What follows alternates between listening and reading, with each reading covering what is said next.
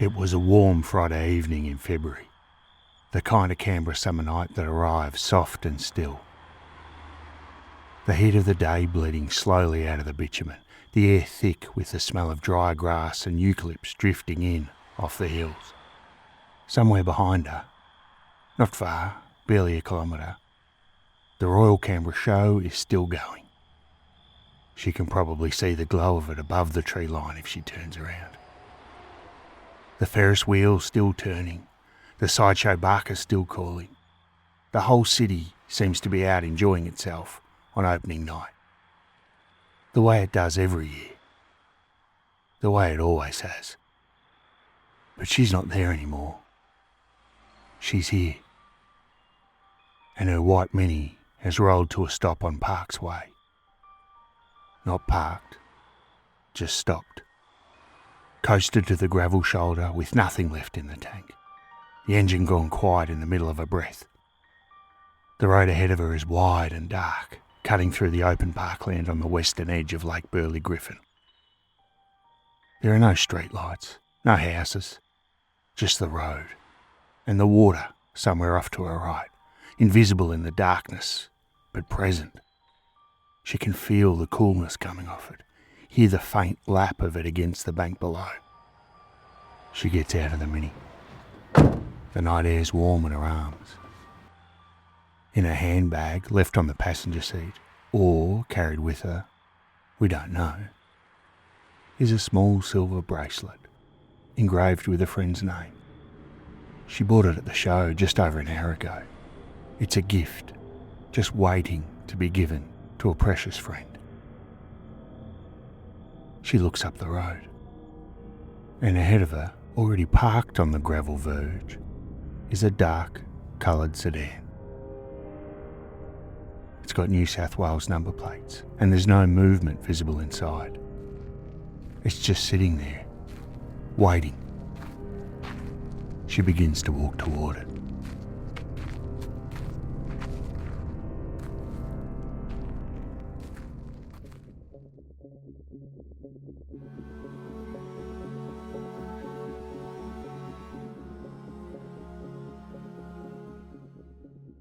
Welcome to Strewth, a podcast about the Australian mysteries that leave you saying exactly that.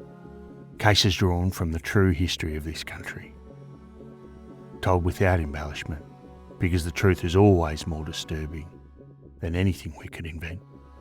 And today we're in Canberra, the national capital, the planned city, the city of wide boulevards and roundabouts and government departments. A city where in 1971, everyone seemed to know everyone. Where hitchhiking was ordinary. Where a young woman running out of petrol on a quiet road at night would not have thought twice about accepting a lift.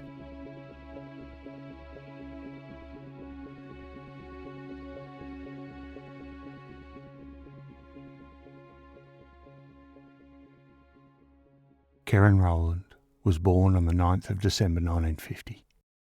She grew up on Berry Street in Downer, a quiet tree-lined suburb in the northern part of Canberra, the kind of neighbourhood where families knew each other and kids played out in the street until dark. She worked as a dental nurse and receptionist. She was slender with shoulder-length hair and by all accounts, she was a young woman looking forward to her future. She was close to her family and well connected to her community. Keren was a normal girl, Stephen Rowland said. Stephen, her younger brother, was just 16 in February 1971. We were a really close family, and everything was rosy up until she died. There's one thing to say about Keren's life in early 1971 that does require context, because context, as always with these things, matters. She was approximately 5 months pregnant. She had been engaged to the father of the child, but the couple had separated. In Australia in 1971, this still carried significant social weight. The stigma of single motherhood was real and corrosive, and it would follow her case long after her death in the form of false rumours that dogged the investigation and may, investigators later believed, have discouraged potential witnesses from coming forward.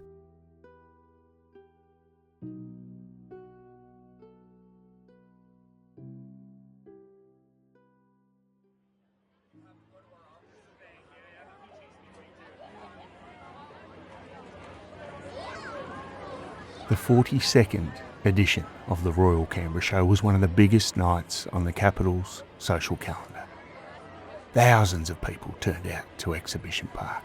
Agricultural displays, sideshow alley, entertainment, livestock competitions, all the colour and noise of an annual tradition.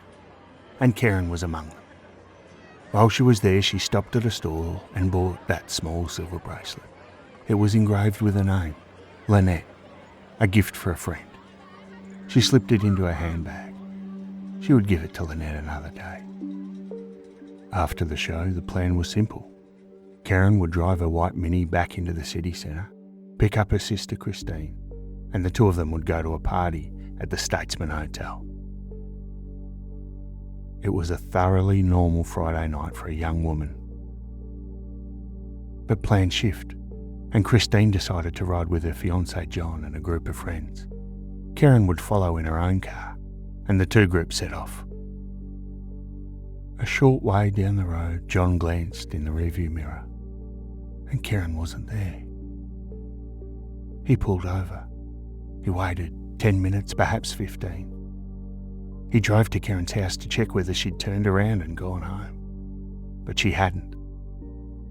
As midnight approached, the family reported Keren Rowland missing to the ACT police.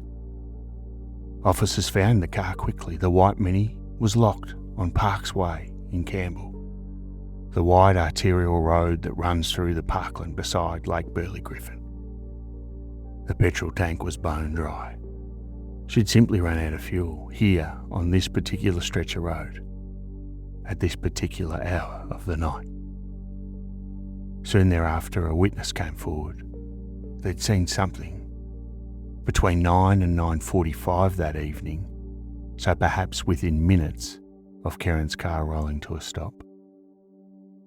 They observed a slim female walking along Parks Way, walking toward a dark coloured sedan that was already parked ahead of her on the verge.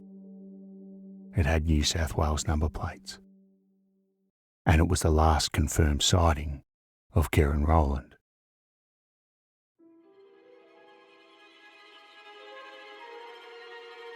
And frighteningly, what investigators would discover in the days that followed, something that cast a very different light on that waiting car and its New South Wales plates. This was not the first time someone had seen that vehicle on Parks Way. So now we go back to Tuesday the 23rd of February 1971, 3 days before Keren Rowland will run out of petrol. The evening's warm. The parkland's quiet. A woman's walking along Parks Way, the same stretch of road, the same open parkland either side, the same black water of the lake just out of sight to the south. An ordinary, quiet Tuesday night in Canberra. She's done this walk before. There's no reason to feel anything other than ordinary. And then she hears it. A car slowing behind her. Not passing, slowing. The crunch of tyres easing onto the gravel shoulder, drawing level, stopping just ahead. It's a dark coloured sedan, New South Wales number plates, and the window starts to come down. There's a man inside with a hat on his head. He speaks to her, and something in what he says, something in the way he says it, or maybe it's in the stillness of his hands on the wheel and the steadiness of his eyes. Whatever it is, it makes the back of her neck go cold. She doesn't stop walking. She keeps moving, past the car, past the open window. Not running. She doesn't run, but not stopping either. Her feet finding their own pace, faster than before. Not looking back until the car is behind her and the sound of the engine tells her it hasn't moved. She's so disturbed by this incident that she goes to the police and tells them what happened. And she's not the only one. More than one woman reports a similar encounter on the same road that week. The same dark vehicle, the same number plates, the same man with the hat. Each of them is alarmed enough to go to the police. Each of them describing the same thing. The car slows down, the window slowly rolls. A man who says something he shouldn't.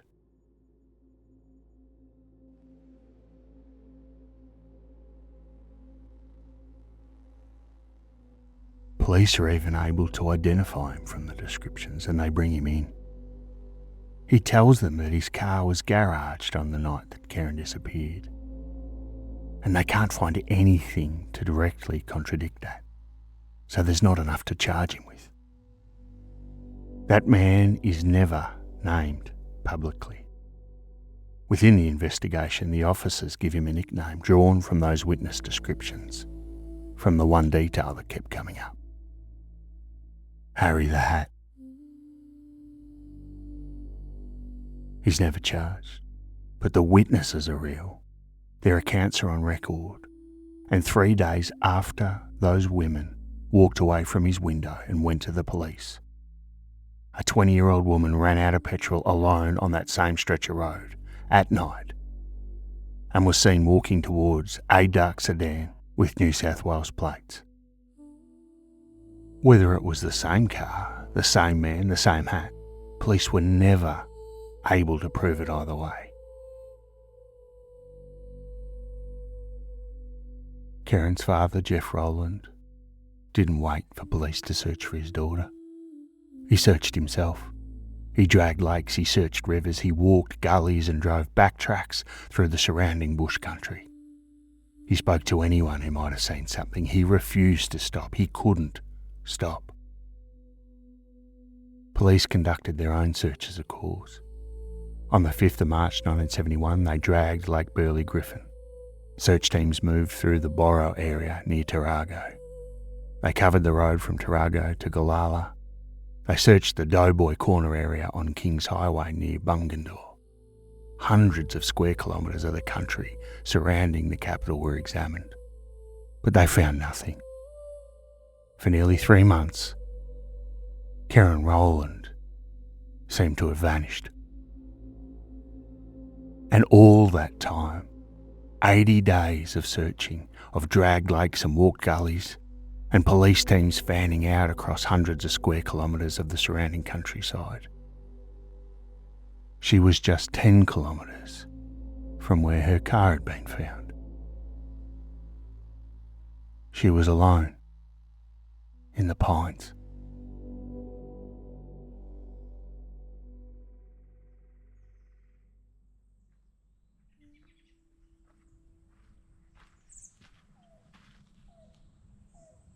Someone's walking the tracks in the plantation, an ordinary Thursday, the 13th of May, 1971.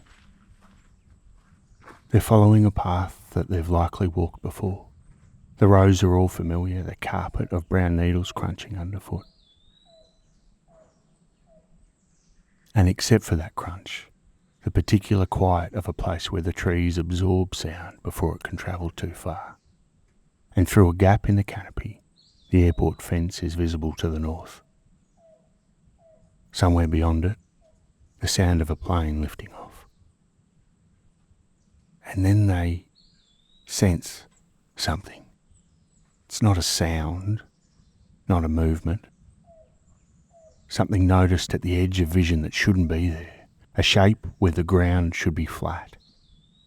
An irregularity in the needle-covered earth between the rows. They step closer. The light between the pines is thin and dappled, and it takes the eye a moment to resolve what it's seeing. It's clothing. It's scattered, a trail of it leading deeper between the rows, and branches. Pine branches are broken from the surrounding trees. They're laid deliberately covering something.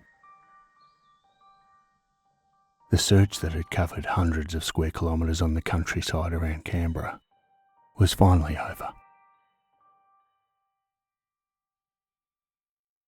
The Fairbairn Pine Plantation sits on the southeast edge of the capital, wedged between the airport precinct and the New South Wales border town of Queanbeyan. It's not native bush, not the dry eucalyptus and scrub that covers most of the surrounding tableland, but a plantation of introduced species, pines planted in ordered rows in the post-war decades, their canopy so dense it turns midday into something close to dusk. The light filters through in pale columns. The needles underfoot muffle every sound. The rows stretch away in every direction, perfectly geometric, creating a disorienting sameness. Turn around twice in there, and every direction looks like every other direction. It was, in 1971, a place people used. Dog walkers, joggers, families cutting through on weekend afternoons, people who knew the tracks, who came regularly, who knew the plantation as an ordinary piece of Canberra's open space.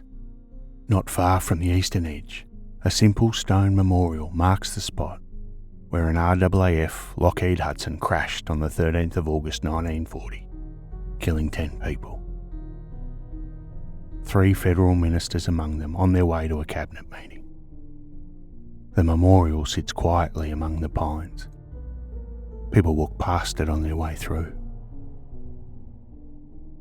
When investigators later learned that this place was frequented by walkers, the people came here regularly throughout those 80 days.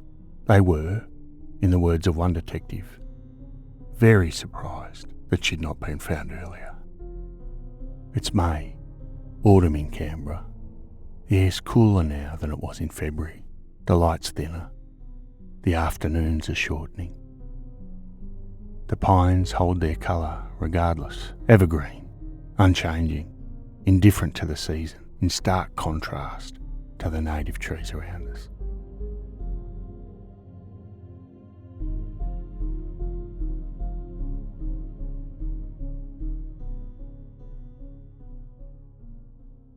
When investigators arrived at the scene, they found what the branches had hidden. Keren's belongings lay scattered along a trail from where a vehicle had apparently stopped to where she lay. Her clothing, her handbag, as if she'd been dragged. Her arms were positioned above her head. Torn pantyhose lay in the needles nearby.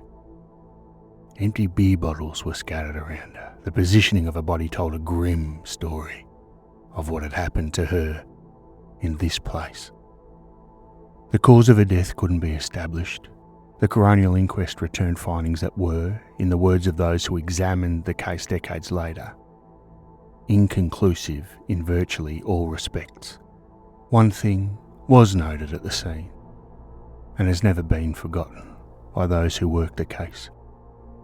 Among all of Keren's belongings scattered through those pine rows, there was one thing that was missing. The bracelet. The silver bracelet engraved with the name Lynette, bought at the show on the night she disappeared. The gift that was never given. That bracelet has never been found. Keren Rowland was buried at Woden Cemetery in Phillip on the 31st of May 1971. She was just 20 years old. The investigation that followed was led by Detective-Inspector Reg Kennedy, head of the Canberra Criminal Investigation Division. Working with the tools available to police in 1971, witness interviews, door-to-door inquiries, physical searches, Kennedy and his team cast a wide net. Over the years that followed, more than 30 men were investigated as potential suspects. Within weeks of Keren's remains being found, a reward of $2,000 was offered, and by November 1972, that had been raised to $10,000. But no actionable information ever came forward. But something far more significant was bubbling behind the scenes. In 1972, a local woman came forward with information that potentially pointed investigators toward a specific individual. By October 73, Reg Kennedy made a statement to the Canberra Times that stopped the city in its tracks. He told the newspaper there was a distinct possibility police had found their man, a suspect he'd questioned twice, who had made what Kennedy described as startling admissions. He told the newspaper, "Police are reasonably satisfied the person we have interviewed has some very definite knowledge of the girl's disappearance and subsequent death." And then, the caveat that has haunted this case ever since. There is insufficient evidence at this stage, and because of certain circumstances, no charges are being proffered. Modern investigative journalism by journalist Nicole Overall has shed some light on what happened. The suspect was a convicted killer, a man then serving a life sentence in Goulburn Prison. He'd been living in Canberra in 1971. He'd made admissions, he'd been questioned twice, but he had 2 alibis, people who insisted they were with him on the night Keren disappeared. Police also held the suspicion that the man may simply have wanted a few days out of prison, and that the admissions were strategic rather than genuine. Whatever the case, it wasn't enough. No charges were laid. And the case went as cold as a winter's night in Canberra. AFP investigators working the cold case in 2021 confirmed that this individual, who was definitively not Ivan Milat, who we'll come to shortly, remains on their persons of interest list. In their assessment, even decades later, he ticks quite a few boxes. But then there's the matter of evidence. At some point during the years the case lay dormant, a catastrophic policing failure occurred. Keren's clothing, her handbag, and all the physical contents recovered from the Fairbairn Pine Plantation were not properly preserved for future forensic review.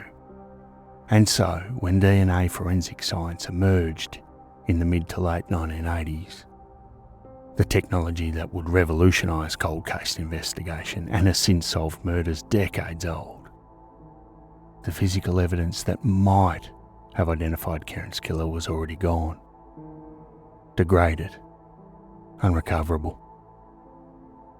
It's been described by those closest to the case as a critical policing error, which these days would be unthinkable.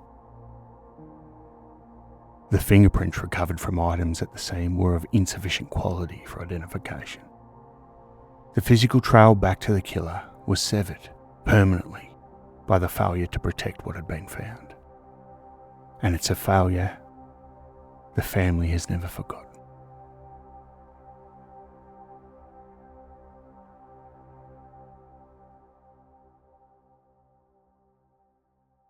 As I just alluded to, there's a shadow that falls across this case. A shadow so large and so well known that it demands to be examined carefully. The shadow of Ivan Milat.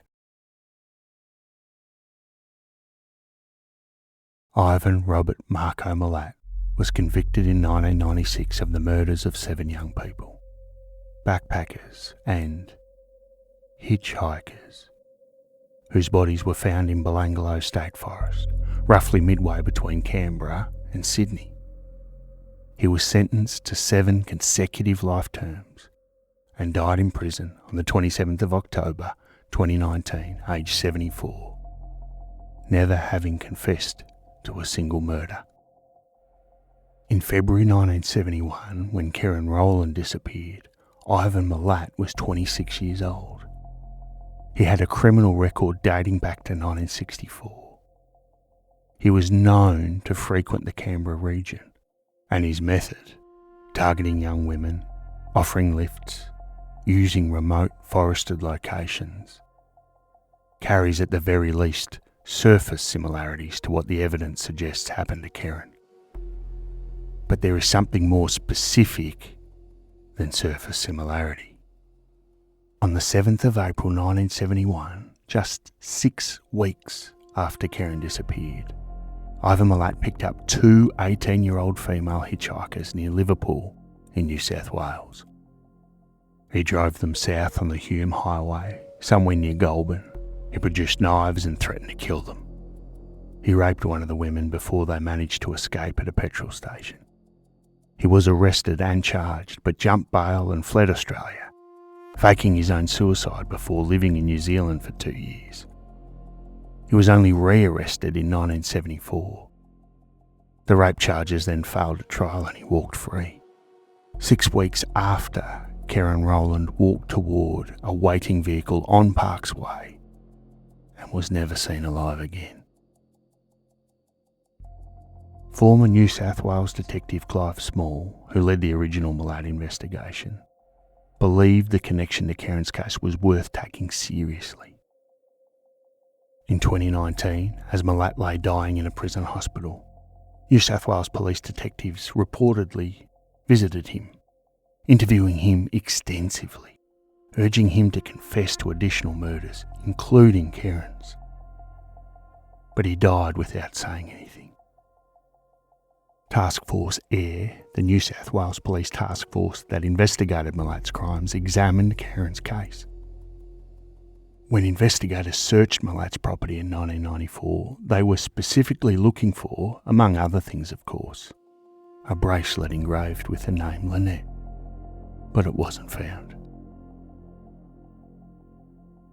But as intoxicating and perhaps obvious as it is, the Milat connection requires caution. Many investigators and experts who know this case well consider the Milat connection a long bow to draw. The 1973 suspect, the convicted killer from Goulburn Prison who made startling admissions to Reg Kennedy, has been definitively confirmed as a different person from Ivan Milat, and the case has never undergone a full joint cold case review between ACT policing and New South Wales police, meaning the Milat connection exists more as a persistent question rather than a seriously investigated lead. But what we can say is this: Ivan Milat was a man capable of exactly this kind of crime. He was in the right part of Australia at the right time. The patterns are real, but capability and proximity aren't evidence. And in a case already devastated by the loss of physical evidence, what is needed is something tangible. The Lynette bracelet was not at his property. No bracelet has ever been found. Milat's dead. And that particular avenue may be permanently closed.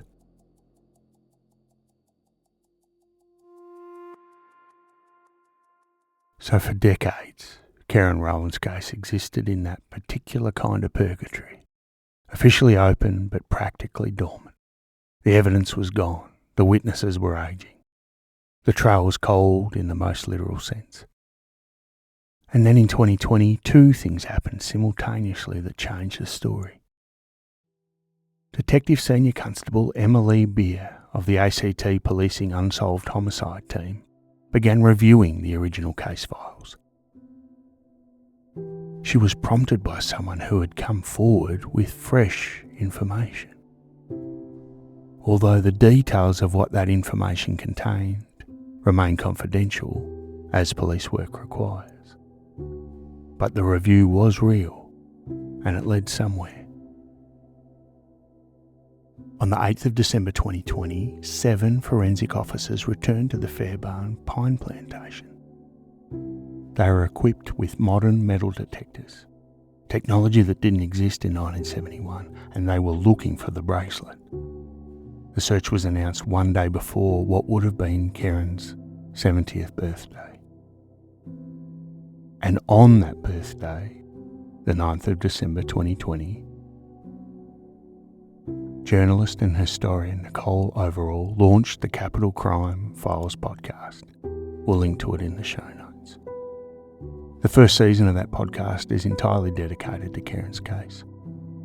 Overall had been researching it for years, and what she produced was the most thorough modern account the case has ever received. interviews with Keren's brother Stephen, speaking publicly for the first time in half a century, conversations with AFP investigators, explorations of the evidence, the theories, the false rumours, and the strange folklore that has accumulated around the pine plantation over the decades. The ghost stories, the local mythology, the sense among Canberra residents that something terrible lives in those trees.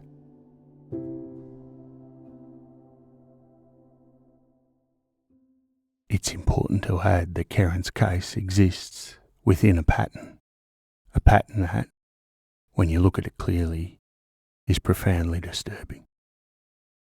In 1974, 3 years after Keren's death, a 28-year-old Canberra mother of 3 named Mary Bertram left home and never returned. Her body was found 4 days later in bushland on the city's outskirts. Strangled, unclothed. Nobody was ever charged. In 1980, 18-year-old Elizabeth Herford disappeared after an evening at the ANU Union Bar. The circumstances are chillingly familiar. A young woman on a Friday night, the Lake Burley Griffin parkland around 9:30 in the evening, with Parks Way nearby. Elizabeth Herford has never been found.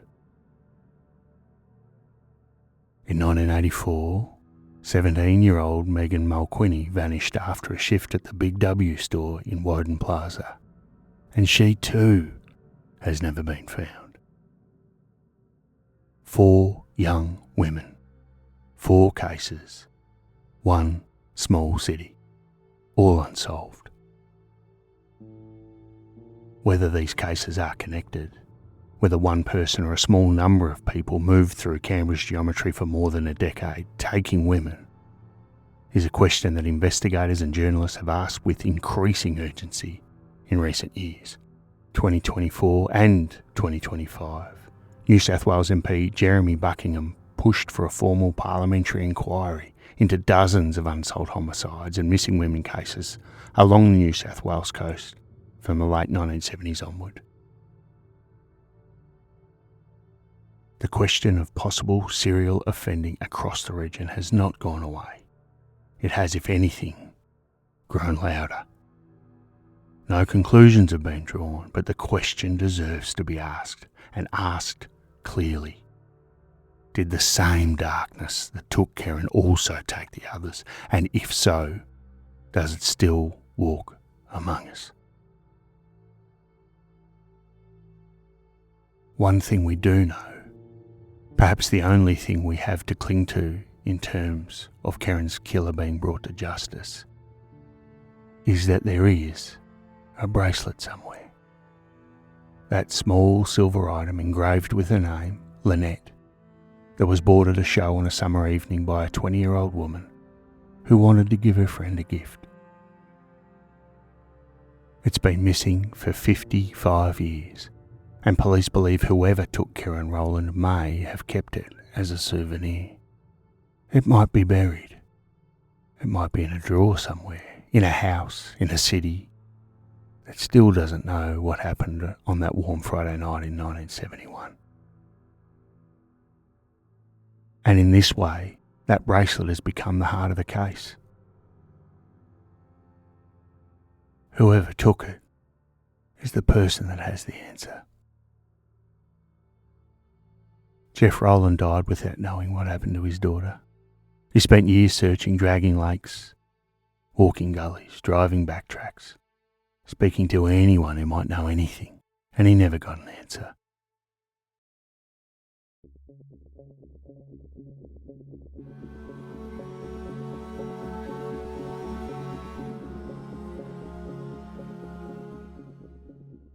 If you have any information about the disappearance and murder of Keren Rowland, please contact Crime Stoppers on 1800 333 000. You can remain anonymous. Someone in Canberra knows the truth. Perhaps that someone's listening now. Strewth. Thanks for listening to another episode of Strewth.